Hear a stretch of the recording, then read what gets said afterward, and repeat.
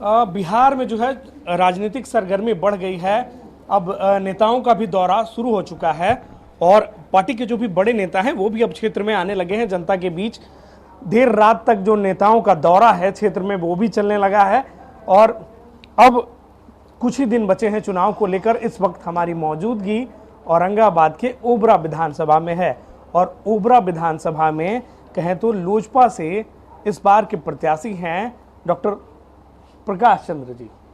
और प्रकाश चंद्र जी पहले समाज सेवा के भी क्षेत्र से जुड़े हैं और लोगों के बीच हमेशा इनकी मौजूदगी रही है। इस बार लोजपा की टिकट से मैदान में ताल ठोक रहे हैं। सीधे प्रकाश जी से ही जानेंगे क्या लग रहा है इस बार का चुनावी समीकरण कैसा रहेगा। ओबरा में सारा समीकरण ध्वस्त है क्योंकि यहाँ पे दो तरह के लोग चुनाव लड़ रहे हैं। एक जिनको जनता लड़ा रही है वो मैं हूँ। लोजपा का टिकट होने के बावजूद यहाँ का चुनाव यहाँ का आमजन लड़ रहा है। दूसरी तरफ ऐसे लोग हैं जो किसी दल के समीकरण से चुनाव लड़ रहे हैं। उनका अपना कोई मेरिट नहीं है, अपना उनके पास 5 वोट नहीं है।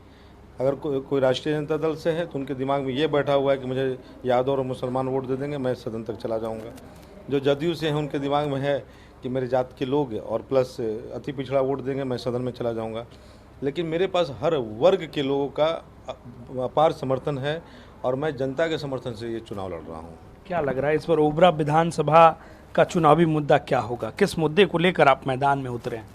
ओबरा विधानसभा का मुद्दा मैं आपको बताऊं कि यहाँ की जन समस्याएं और जन सरोकार से मैं पिछले 22 वर्षों से जुड़ा रहा हूं। लगातार लोगों की भी सेवा करता रहा हूं। कोरोना जैसी महामारी आपको भी पता है, ये वैश्विक महामारी 100 साल के बाद जो स्पेनिश प्लेग था उसके बाद ये इतनी बड़ी महामारी आई थी। सारे नेता मुक्त थे, अपने घर में चुप थे, कोई रोड पे नहीं आया, किसी ने सुधि नहीं ली किसी की। मैं लोगों के बीच रहा, पूरा परिवार कोरोना ग्रस्त हुआ और मेरे टीम के लड़के हैंड्स ऑफ प्रकाश चंद्र एक मेरा ग्रुप है जिसमें 16,000 लड़के मेंबर हैं और सारे लोग सड़क पर है। पूरे जिले वासियों को ही नहीं बल्कि बिहार के बाहर जो फंसे प्रवासी हैं उनकी भी लोगों ने सेवा की। मैं पहले काम किया फिर अब यहाँ आया हूँ। अभी वर्तमान में जो प्रत्याशी हैं चुनाव लड़ते हैं, चुनाव हारने के बाद फिर दोबारा चुनाव लड़ने ही आते हैं। खुद हार गए तो अपने बेटे को लड़ा रहे हैं, ऐसे भी प्रत्याशी हैं यहाँ पे। कुछ प्रत्याशी ऐसे हैं जो कभी विधान परिषद का चुनाव लड़े, अब विधानसभा का चुनाव लड़ने आ गए। 10 साल तक कोई उनको देखा भी नहीं।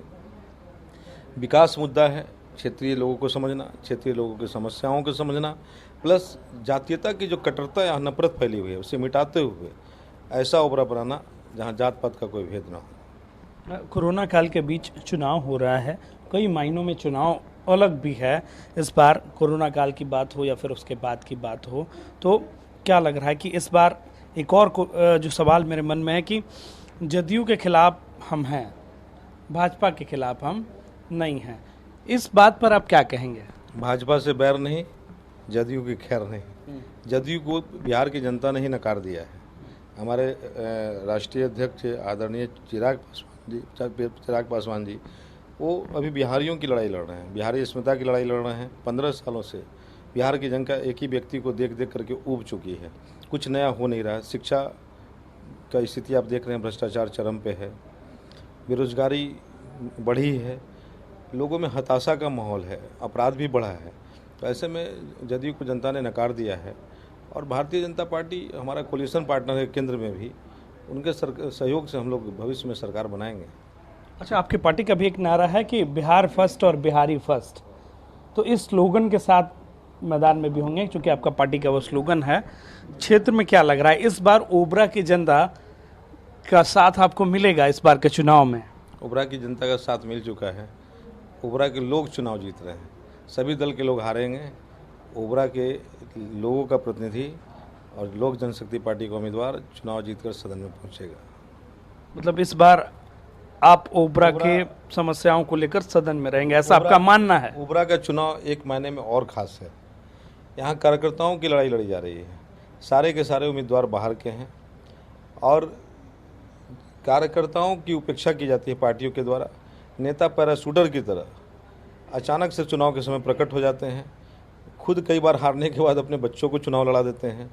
कार्यकर्ता जो लगातार जनता की समस्याओं के साथ सड़क पर संघर्ष करता है, 5 साल तक वो इंतज़ार करता है कि हमारे बीच से कोई व्यक्ति प्रतिनिधि चुन करके आएगा, वो इस उम्मीद में अपने घर का पैसा लगा करके लोगों की समस्याओं का निदान करता है, जेल जाता है, लाठियाँ खाता है, आंदोलन करता है।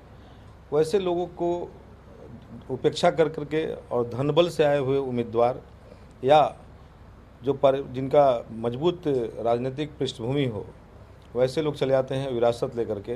तो मेरा स्पष्ट कहना है कि अब कोई रानी का बेटा राजा नहीं बनेगा।